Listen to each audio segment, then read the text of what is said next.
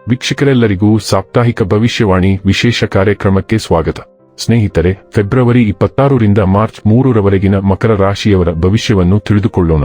ಈ ವಾರ ಮಕರ ರಾಶಿಯವರ ಫಲಾಫಲಗಳೇನು, ಗ್ರಹಗತಿಗಳು ಹೇಗಿರಲಿವೆ, ಕೌಟುಂಬಿಕ ಸಾಮಾಜಿಕ ಜೀವನ ಹಾಗೂ ವ್ಯಾಪಾರ ವಹಿವಾಟು ಹೇಗೆ ನಡೆಯಲಿದೆ, ಅಲ್ಲದೆ ಯಾವೆಲ್ಲ ಸಮಸ್ಯೆಗಳು ನಿಮ್ಮನ್ನು ಈ ಸಾಪ್ತಾಹಿಕದಲ್ಲಿ ಕಾಡಲಿವೆ, ಅವುಗಳಿಗೆ ಪರಿಹಾರಗಳೇನು ಎಂಬುದನ್ನು ತಿಳಿಯಲು ಈ ವಿಡಿಯೋವನ್ನು ಸಂಪೂರ್ಣವಾಗಿ ವೀಕ್ಷಿಸಿ. ವಿಡಿಯೋ ಪ್ರಾರಂಭಿಸೋದಕ್ಕೂ ಮುನ್ನ ನೀವಿನ್ನೂ ನಮ್ಮ ಚಾನೆಲ್ ಸಬ್ಸ್ಕ್ರೈಬ್ ಮಾಡದೇ ಇದ್ದರೆ ಕೂಡಲೇ ನಮ್ಮ ಚಾನೆಲ್ ಸಬ್ಸ್ಕ್ರೈಬ್ ಮಾಡಿ. ಹೆಚ್ಚಿನ ವಿಡಿಯೋ ಅಪ್ಡೇಟ್ಗಾಗಿ ಪಕ್ಕದ ಬೆಲ್ ಐಕಾನ್ ಬಟನ್ ಕ್ಲಿಕ್ ಮಾಡಿ. ಈ ವಾರದ ಚಂದ್ರನ ಸಂಚಾರ ಪೂರ್ವ ಫಾಲ್ಗುಣಿಯಿಂದ ಅನುರಾಧ ನಕ್ಷತ್ರದವರೆಗೆ. ಸ್ನೇಹಿತರೆ, ಚಂದ್ರನ ಚಿಹ್ನೆಗೆ ಸಂಬಂಧಿಸಿದಂತೆ ಸೂರ್ಯನನ್ನು 3ನೇ ಮನೆಯಲ್ಲಿ ಇರಿಸಿರುವುದರಿಂದ ಈ ವಾರ ನಿಮ್ಮ ಆರೋಗ್ಯವು ಕಳೆದ ವಾರಕ್ಕಿಂತ ಉತ್ತಮವಾಗಿರುತ್ತದೆ ಮತ್ತು ನಿಮ್ಮ ಬಲವಾದ ರೋಗನಿರೋಧಕ ಶಕ್ತಿಯೊಂದಿಗೆ ನೀವು ಹೆಚ್ಚು ಉತ್ತಮವಾಗುತ್ತೀರಿ. ಅಲ್ಲದೆ ಈ ಸಮಯದಲ್ಲಿ ನಿಮ್ಮ ಜೀವನವು ಶಕ್ತಿಯಿಂದ ಕೂಡಿರುತ್ತದೆ.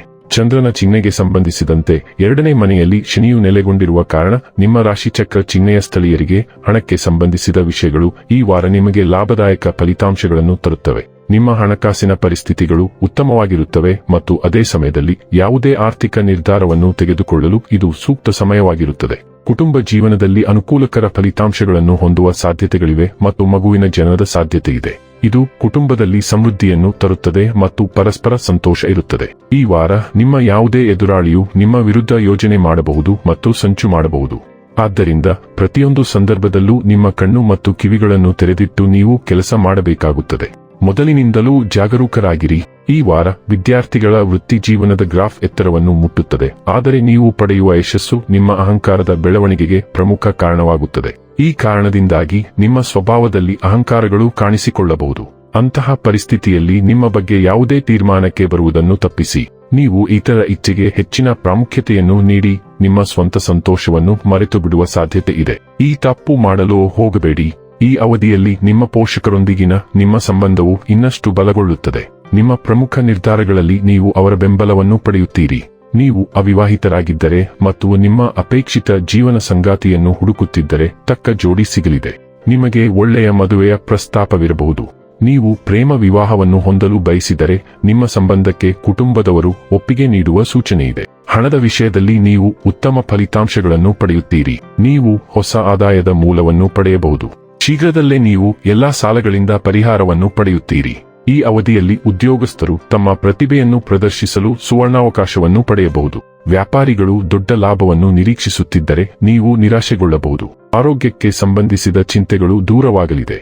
ಈಗ ನಿಮಗೆ ಅವಕಾಶಗಳು ಸಾಕಷ್ಟು ಬಂದರೂ ಆಯ್ಕೆಯಿಂದ ಗೊಂದಲಕ್ಕೊಳಗಾಗುತ್ತೀರಿ. ನಿಮ್ಮ ರಾಶಿಯಲ್ಲೇ ಇರುವ ಕುಜ ಶುಕ್ರನಿಂದ ನಿಮಗೆ ರಕ್ಷೆ ಇದೆ. 2ನೇ ಮನೆ ಶನಿ ತನ್ನ ಪ್ರಭಾವವನ್ನು ಕಡಿಮೆ ಮಾಡಿಕೊಂಡಿದ್ದಾನೆ. ನೀವು ಸ್ವಲ್ಪ ನಿರಾಳವಾಗಿರಬಹುದು. 2ನೇ ಮನೆಯ ಬುಧ ನಿಮ್ಮ ಕುಟುಂಬ ಸೌಖ್ಯವನ್ನು ವೃದ್ಧಿ ಮಾಡುತ್ತಾನೆ. ಹಣಕಾಸಿನ ಹರಿವನ್ನು ಉತ್ತಮಪಡಿಸುತ್ತಾನೆ. ಹೇಗಾದರೂ ಒಂದು ಹಣದ ಮೂಲ ಒದಗಿಸಿ ಕೊಡುತ್ತಾನೆ. ನಿರುದ್ಯೋಗಿಗಳಿಗೆ ಉದ್ಯೋಗಾವಕಾಶ ಇದೆ. ಬಂದ ಉದ್ಯೋಗವನ್ನು ಒಪ್ಪಿಕೊಳ್ಳಿ. ಸ್ವಲ್ಪ ಸಮಯದ ನಂತರ ಅದೇ ತೀರ್ಮಾನ ನಿಮಗೆ ಅದೃಷ್ಟವನ್ನು ತರುತ್ತದೆ. 3ನೇ ಮನೆಗೆ ಬುಧ ಮತ್ತು ಶುಕ್ರನ ಪ್ರವೇಶವಾದಾಗ ಮತ್ತಷ್ಟು ಶುಭ ಫಲಗಳು ಇವೆ.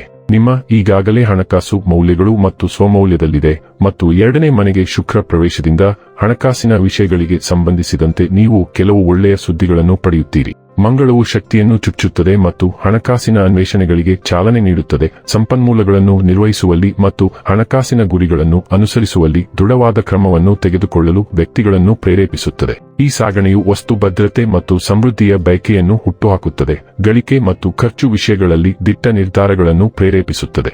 ಶುಕ್ರವು ಐಷಾರಾಮಿ, ಸೌಂದರ್ಯ ಮತ್ತು ಸಾಮರಸ್ಯದ ಸ್ಪರ್ಶವನ್ನು ಸೇರಿಸುತ್ತದೆ.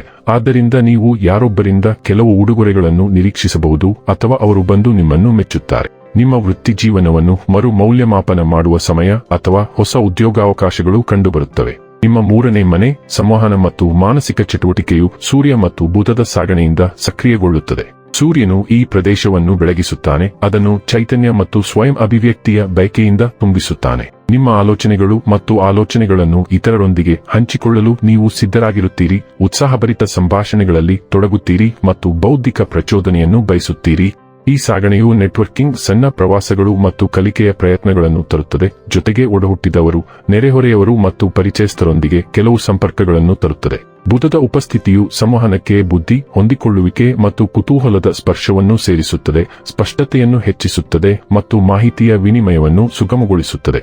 ಇದು ಜ್ಞಾನವನ್ನು ಸಂಗ್ರಹಿಸಲು, ಸಾಮಾಜಿಕ ವಲಯಗಳನ್ನು ವಿಸ್ತರಿಸಲು ಮತ್ತು ಒಬ್ಬರ ತಕ್ಷಣದ ಪರಿಸರವನ್ನು ರೂಪಿಸುವಲ್ಲಿ ಸಂವಹನದ ಶಕ್ತಿಯನ್ನು ಅಳವಡಿಸಿಕೊಳ್ಳುವ ಸಮಯವಾಗಿದೆ. 25ನೇ ತಾರೀಕಿನಂದು ಹುಣ್ಣಿಮೆಯು 9ನೇ ಮನೆಯಲ್ಲಿ ಉದಯಿಸುತ್ತದೆ. ಉನ್ನತ ಕಲಿಕೆ, ಪ್ರಯಾಣ ಮತ್ತು ಆಧ್ಯಾತ್ಮಿಕತೆಯ ವಿಷಯಗಳನ್ನು ಬೆಳಗಿಸುತ್ತದೆ. ಈ ಸಮಯದಲ್ಲಿ ನಿಮ್ಮ ನಂಬಿಕೆ ಮತ್ತು ನಂಬಿಕೆ ವ್ಯವಸ್ಥೆಯನ್ನು ಹೈಲೈಟ್ ಮಾಡಲಾಗುತ್ತದೆ. ನೀವು ಅವರ ಆಧ್ಯಾತ್ಮಿಕ ತಿಳುವಳಿಕೆಯನ್ನು ಆಳವಾಗಿ ಅನುಭವಿಸುವಿರಿ ಅಥವಾ ಅವರ ಶೈಕ್ಷಣಿಕ ಅನ್ವೇಷಣೆಯಲ್ಲಿ ಪೂರ್ಣಗೊಳ್ಳುವ ಪ್ರಜ್ಞೆಯನ್ನು ಅನುಭವಿಸುವಿರಿ. ವಿಶಾಲ ದೃಷ್ಟಿಕೋನಗಳನ್ನು ಅಳವಡಿಸಿಕೊಳ್ಳಲು, ಪ್ರಯಾಣ ಅಥವಾ ಬೌದ್ಧಿಕ ಅನ್ವೇಷಣೆಗಳ ಮೂಲಕ ಹೊಸ ಹಾರಿಜಾನ್ಗಳನ್ನು ಅನ್ವೇಷಿಸಲು ಮತ್ತು ಜೀವನದ ಪ್ರಯಾಣದಲ್ಲಿ ಅರ್ಥವನ್ನು ಹುಡುಕುವ ಸಮಯ ಇದು. ನಂಬಿಕೆ, ಬುದ್ಧಿವಂತಿಕೆ ಮತ್ತು ಸಾಂಸ್ಕೃತಿಕ ಅನ್ವೇಷಣೆಯ ಸುತ್ತಲಿನ ಭಾವನೆಗಳು ಉತ್ತುಂಗವನ್ನು ತಲುಪುತ್ತವೆ. ಒಬ್ಬರ ನಂಬಿಕೆಗಳು ಮತ್ತು ಭವಿಷ್ಯದ ಆಕಾಂಕ್ಷೆಗಳ ಮೇಲೆ ಪ್ರತಿಬಿಂಬಿಸಲು ಪ್ರೇರೇಪಿಸುತ್ತದೆ. ಇದು ಒಬ್ಬರ ಮನಸ್ಸನ್ನು ವಿಸ್ತರಿಸುವ ಮತ್ತು ಅನ್ವೇಷಣೆಯ ಸಾಹಸವನ್ನು ಸ್ವೀಕರಿಸುವ ಸಮಯ. ಈ ವಾರದ ಅದೃಷ್ಟ ಬಣ್ಣ ಕೆನೆ. ಈ ವಾರದ ಅದೃಷ್ಟ ಸಂಖ್ಯೆ 8. ಈ ವಾರದ ಅದೃಷ್ಟದ ದಿನ ಗುರುವಾರ. ಇನ್ನು ಕೊನೆಯದಾಗಿ ಮಾಡಿಕೊಳ್ಳಬೇಕಾದ ಉಪಾಯಗಳ ಕುರಿತು ನೋಡುವುದಾದರೆ, ಪ್ರತಿದಿನ 19 ಬಾರಿ ಓಂ ವಾಯುಪುತ್ರಾಯ ನಮಃ ಎಂದು ಜಪಿಸಿ. ವೀಕ್ಷಕರೇ, ಇದಾಗಿತ್ತು ಮಕರ ರಾಶಿಯ ಜಾತಕದವರ ಫೆಬ್ರವರಿ 26 ರಿಂದ ಮಾರ್ಚ್ 3 ರವರೆಗಿನ ಫಲದ ಮಾಹಿತಿ ಇಷ್ಟವಾದರೆ ವಿಡಿಯೋವನ್ನು ಲೈಕ್ ಮತ್ತು ಶೇರ್ ಮಾಡಿ. ಹಾಗೆ ಚಾನೆಲ್ ಸಬ್ಸ್ಕ್ರೈಬ್ ಮಾಡುವುದರ ಜೊತೆಗೆ ನಿರಂತರ ವಿಡಿಯೋ ಅಪ್ಡೇಟ್ಸ್ಗಳಿಗಾಗಿ ಪಕ್ಕದ ಬೆಲ್ ಐಕಾನ್ ಕ್ಲಿಕ್ ಮಾಡಿ.